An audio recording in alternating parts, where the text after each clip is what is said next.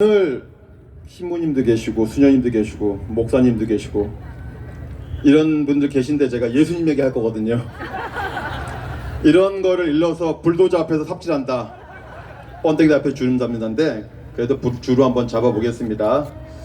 여러분 집을 사고 팔 때 말이죠, 집을 특별히 집을 살 때 현명한 자는 장마가 끝난 다음에 집을 삽니다.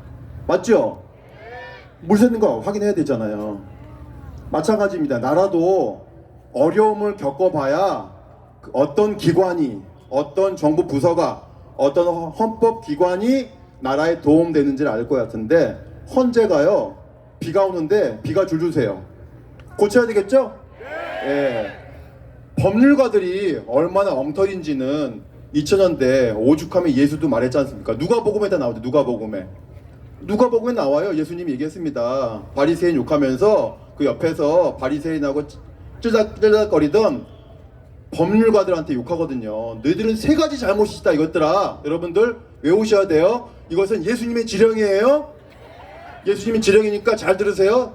첫 번째 법률가가 뭔 잘못을 했느냐? 이웃이 무거운 짐을 지고 가는데 너는 도와주지도 않고 그 짐에 손 하나 올려놓지 않았다, 이 나쁜 놈들아.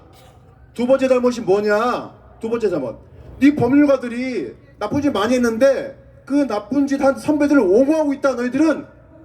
세 번째 잘못, 너희들은 국민들이 지혜의 열쇠를 지어줬는데 그 지혜의 열쇠를 버려버렸다. 그래가지고 다른 사람도 그 지혜의 열쇠를 받을 수가 없어가지고 지혜의 문에 못 들어가게 한다. 맞죠? 2000년 전에 예수님이 법률가들 나쁘다고 한 얘기입니다.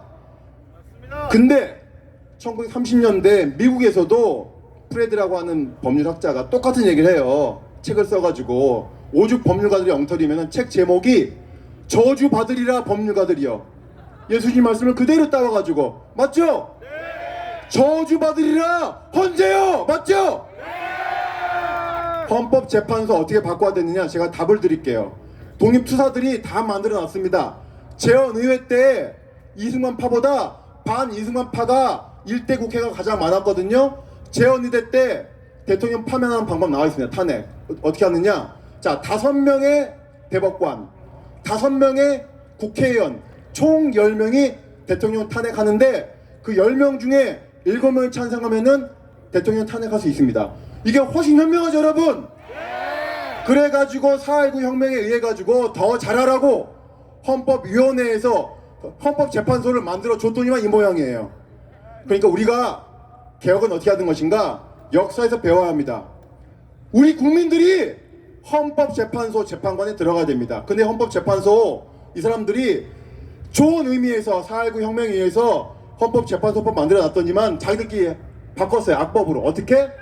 변호사, 검사, 판사 중에서 15년 경력 있는 자만 하게 돼 있습니다. 역사가 퇴행한 겁니다. 말이 안 돼요. 말이 안 되죠? 그래서 우리는 비가 새서 보니까 헌재가 비가 새더라. 앞으로 헌법위원회를 만들어가지고 탄핵 재판만큼은 국회에서 추천한 여기 계신 신부님 같은, 여기 계신 수녀님 같은, 여기 계신 목사님 같은, 여기 있는 우리 같은 사람들이 탄핵 심판에 들어가야 됩니다. 맞죠? 이게 진정한 사회 대개혁입니다. 그런데 얼마나 지금 법률가들이 엉터리냐면 50년 전에, 딱 50년 전에 인혁당 사건 아시죠? 인혁당. 이 박정희가 8명의 민주투사들을 억울하게 죽였잖아요. 근데 75년이 아니라 64년부터 죽이려고 했거든요. 그래서 기소했어요. 근데 이거 도저히 기소하면 안 된다. 그때 판사들 3명이 섭했습니다. 이 3명, 그 다음에 48년도 정부 수립되니까 내가 일제때 검사했어. 내가 양심상 대한민국 정부에서 검사 못해. 나는 일제시대 때 검사했으니까 8명이 사표냅니다. 여러분, 일제 때 법률 교육 받은 사람들이 더 양심적이에요. 이게 말이 돼요? 대한민국 법학 교육이 얼마나 엉터리인지 사표내는 인간 한 명도 없습니다. 자, 그래서 우리는 정부 수립된 이후에 양심적인 검사들처럼 인혁당 기소 안 하고 사표 쓴 검사, 즉 좋은 법관 만드는 새 시대를 만들어 갑시다. 감사합니다. 네, 황학진 시장님께 다시 한번 박수 부탁드리겠습니다. 네, 결국